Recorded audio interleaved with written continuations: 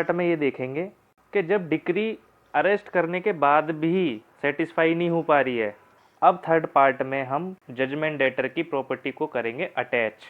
क्यों? क्योंकि अरेस्ट होने के बाद भी डिक्री सेटिस्फाई नहीं हुई। और इसको हम पढ़ते हैं रूल 41 से लेके 54 तक के साथ। ठीक है, तो सबसे पहले इसमें सेक्शन आता है 60। सेक्शन 60 ये बताता है कि कौन कौन सी प्रॉपर्टी आप अटैच कर सकते हो और कौन कौन सी प्रॉपर्टी को आप अटैच नहीं करोगे। तो सबसे पहले देखते हैं किन किन प्रॉपर्टी को हम अटैच कर सकते हैं। तो सबसे पहले किसी भी लैंड को अटैच कर सकते हो, बिल्डिंग को अटैच कर सकते हो,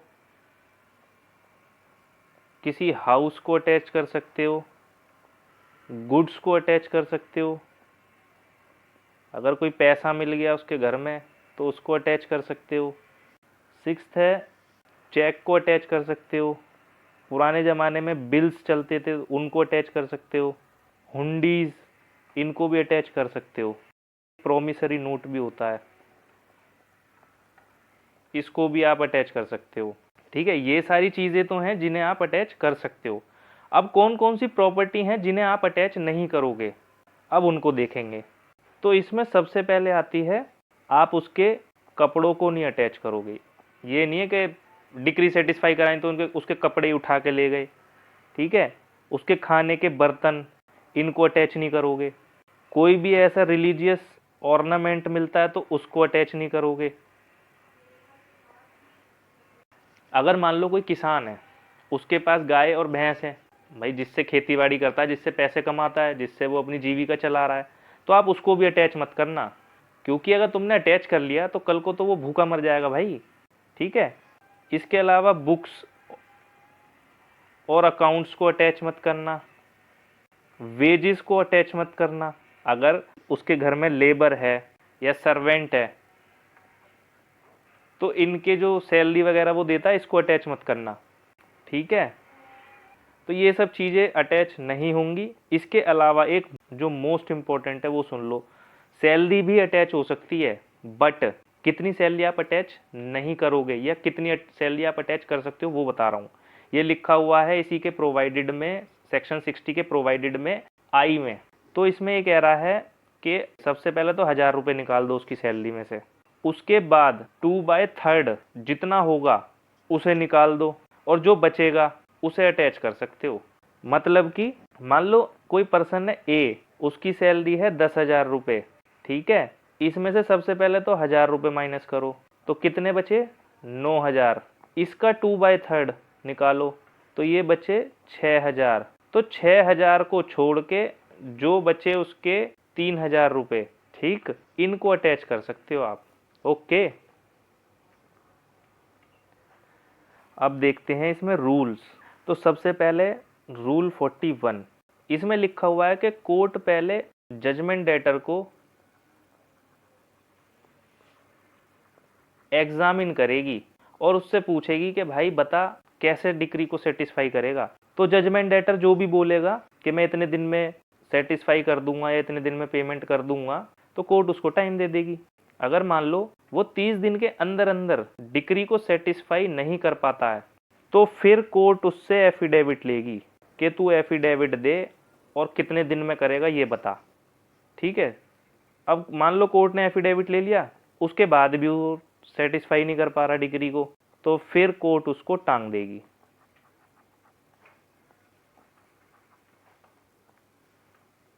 ओके, इसके बाद देखेंगे रूल 42।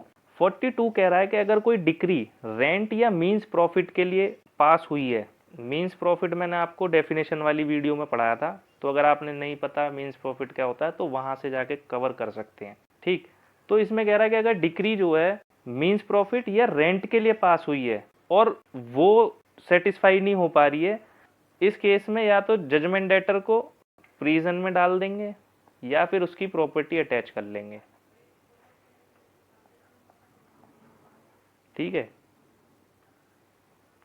इसके बाद रूल 43।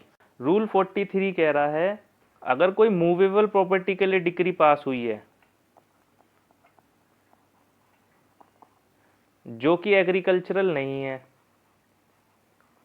ऐसे में कोर्ट ऑफिसर को भेजेगी और उस प्रॉपर्टी को सीज कर लेगी, अपनी कस्टडी में ले लेगा ऑफिसर, ठीक है। बट अगर कोई ऐसी प्रॉपर्टी है जो स्पीडी और नेचुरल डिके हो सकती है, मतलब गल सड़ सकती है बहुत जल्दी ही, तो ऐसे केस में वो जो ऑफिसर होगा वो उसको सेल कर सकता है, ठीक है। अब इसके बाद देखेंगे हम रूल 44। अगर एग्रीकल्चरल प्रॉपर्टी है तो उसे कैसे अटैच करेंगे। तो इसमें सिंपली जहाँ पे वो लैंड है, मतलब जो एग्रीकल्चरल लैंड है, वहाँ नोटिस लगा देंगे कि भाई ये जो प्रॉपर्टी है अटैच्ड है, इस पे कोई भी सेल परचेज नहीं करना। सेकंड, जो भी फसल हुई हैं जहाँ वो गैदर होती हैं, मतलब जहाँ पे वो रखी जाती हैं, वहाँ नोटिस लगा देंगे, ठीक। इसके अलावा जहाँ जजमेंट डेटर रहता है,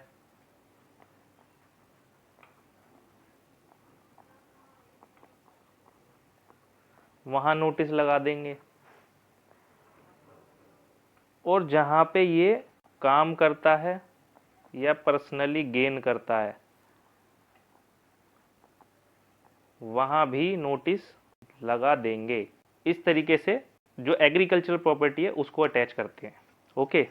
इसके बाद रूल 46 ये बात करता है कि अगर डेट है, शेयर हैं जजमेंट डेटर के किसी कंपनी में, या कोई ऐसी प्रॉपर्टी है जो उसके पोजीशन में नहीं है, जजमेंट डेटर के पोजीशन में नहीं है, प्रॉपर्टी किसी और के पास है, तो ऐसे में कैसे अटैच होंगी ये सब चीज़ें।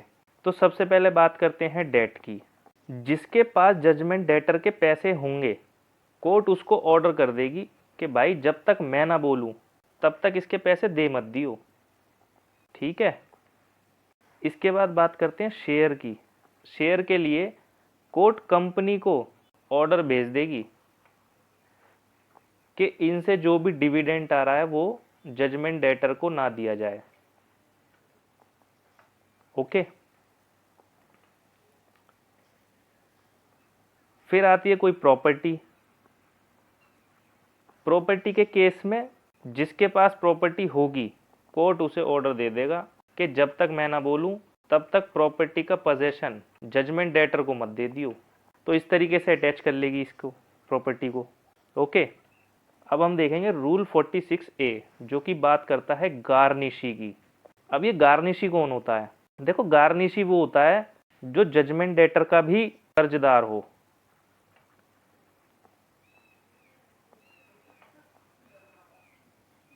इसे एक एग्जांपल से बताता हूं। मान लो ए वर्सेस बी है, ठीक है। यहाँ पे जो ए है ये है डिक्री होल्डर, ठीक। और यहाँ पे ये बी है judgement debtor.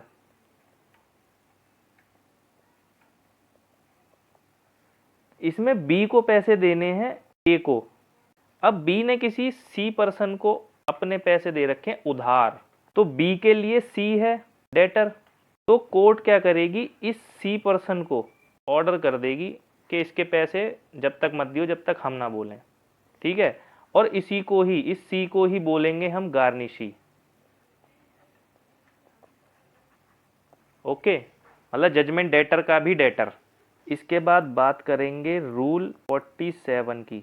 Rule 47 judgement debtor को रोकता है कि अगर कंपनी में उसके कोई शेयर्स हैं तो उन्हें ट्रांसफ़र ना करे कहीं भी।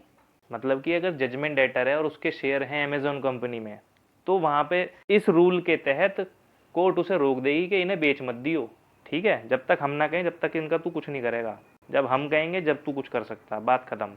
इसके बाद देखते हैं रूल 48।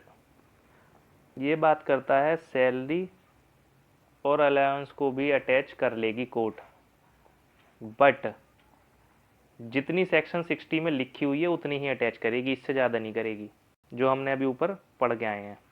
इसके बाद रूल 49 ये कह रहा है कि अगर मान लो जजमेंट डेटर का किसी कंपनी में शेयर है तो जितने परसेंट शेयर होंगे उतने को अटैच कर लेगी, और इससे अगर कोई इंटरेस्ट जनरेट हो रहा है तो उसके लिए रिसीवर अपॉइंट कर देगी जो कि उसको कलेक्ट करेगा।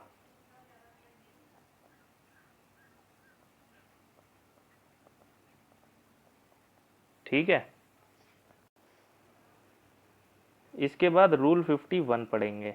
रूल 51 कहता है कि अगर नेगोशिएबल इंस्ट्रूमेंट है तो उसको भी सीज कर लेगी कोर्ट।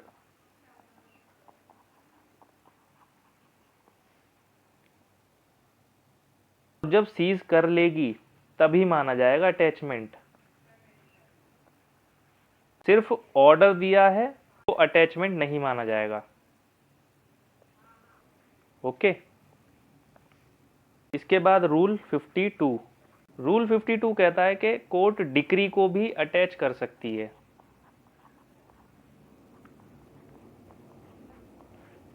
इसे एक एग्जांपल से समझते हैं। देखो, मान लो किसी का केस चल रहा है, ए वर्सेस बी चल रहा है, मान, ठीक है।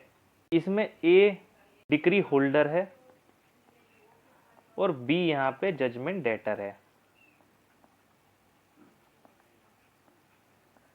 ठीक। सिमिलरली बी का कहीं और भी केस चल रहा है सी के साथ, यहां पे बी बन जाता है डिक्री होल्डर और सी यहां पे है जजमेंट डेटर, जेडी। कोर्ट क्या करेगी, एस जो बी की ये डिक्री है, कोर्ट इसको अटैच कर लेगी और बोलेगी कि जब तक तू ए की डिक्री को सेटिस्फाई नहीं कर देता तब तक हम तेरी ये डिक्री को अटैच ही रखेंगे, ठीक है। इस तरीके से डिक्री भी अटैच हो जाती है। अब इसके बाद बात करेंगे हम सेक्शन 62।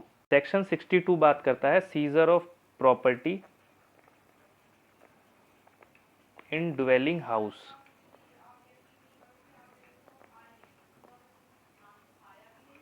ये बिल्कुल सिमिलर है जैसे हमने पढ़ा था सेक्शन 55, बिल्कुल सेम है उसी की तरह। वहां पे हम सिर्फ अरेस्ट कर रहे थे और इस सेक्शन के तहत अगर कोई मूवेबल प्रॉपर्टी है